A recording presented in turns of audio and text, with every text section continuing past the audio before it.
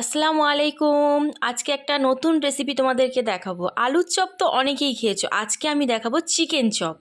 দেখো আমি কিভাবে চিকেন চপটা বানাই। এখানে আমি চিকেন নিয়েছি, ওখানে আমার বেসন আছে, ওখানে পেঁয়াজ কোচানো আছে ছোট্ট ছোট্ট করে, ওখানে রসুন কোচানো আছে, ওখানে আদা কোচানো আছে, এখানে ধনিয়া পাতা, এখানে আদা রসুনের পেস্ট, ওখানে কাঁচা লঙ্কা কেটে রেখেছি আমি দুটো ছোট ছোট করে। এখানে এটা আমার হোমমেড একটা মশলা চপের জন্য তৈরি করা আছে। দেখো আমি একটা মিক্সি জার নিয়েছি, ওর মধ্যে যে চিকেনটাকে আমি ছোট ছোট করে কেটে জল ঝরিয়ে রেখেছিলাম সেটা আমি ওর মধ্যে দিয়ে আমি ওটাকে পেস্ট করে নেব। তোমরা যেখানে চাও সেখানেই পেস্ট করতে পারো, শিলেও বেটে নিতে পারো। আমি এটা মিক্সিতে বেটে নিয়েছি, নিয়ে আমি ওটাকে একটা পাত্রে ঢেলে নিচ্ছি।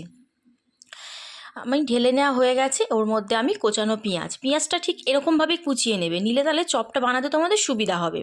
ওর মধ্যে রসুন কুচিটাও দিয়ে দিয়েছি, আদাটাও এরকমভাবেই কুচিয়ে নেবে, রসুন আদা সব ছোট ছোট করে কুচিয়ে নেবে, খেতে ভালো লাগবে।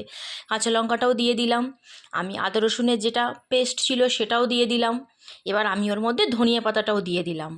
এবার আমি ওর মধ্যে দেব নুনটা তোমাদের যেমন স্বাদ অনুযায়ী লাগবে তেমন দিয়ে দেবে। ওখানে আমি হলুদের গুঁড়া লঙ্কার গুঁড়া দিচ্ছি। এবার আমি ওর মধ্যে দেব হলুদের গুঁড়া, এটা কিন্তু পরিমাণ মতন দেবে, তোমাদের যেমন লাগবে। ওখানে আমি জিরা গুঁড়া দিলাম। এবার আমি দিচ্ছি ধনিয়া গুঁড়া। তারপর আমি ওর মধ্যে অ্যাড করব আমি বিরিয়ানির মশলা।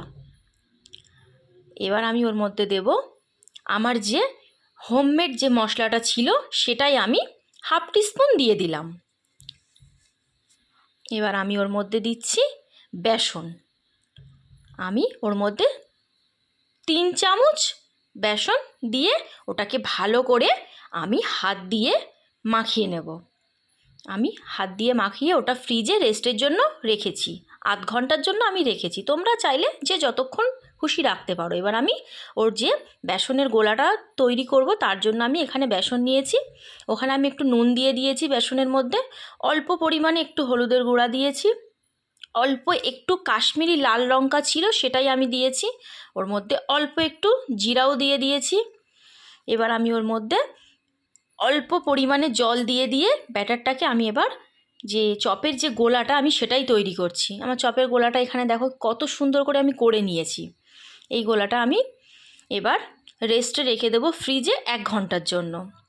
আমি 1 ঘন্টা পরে আবার দেখো রেখে আমি ফিরে আসছি।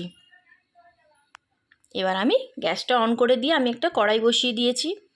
ওর মধ্যে আমি এবার দেব বড় কাপের 1 কাপ সাদা তেল। সাদা তেল দিয়ে করলেই ভালো হয়। আমি রেস্টে দেয়া যে ব্যাটারটা ছিল বেসনের সেটা আমি বের করে নিয়েছি, আর ওখানে চিকেনটা তো ম্যারিনেট করে বললাম আধ ঘন্টার জন্য রেখেছিলাম, সেটাও বের করেছি। এবার আমি চপের শেপ দিয়ে নিয়েছি, যেমন আলুর চপ বানাই তেমনই শেপ দিয়ে ওই বেসনের যে ব্যাটারটা আছে ওর মধ্যেই দিয়ে এদিক ওদিক উল্টে পাল্টে নিয়েই ওটাকে আমি এবার গরম তেলের মধ্যে দেব।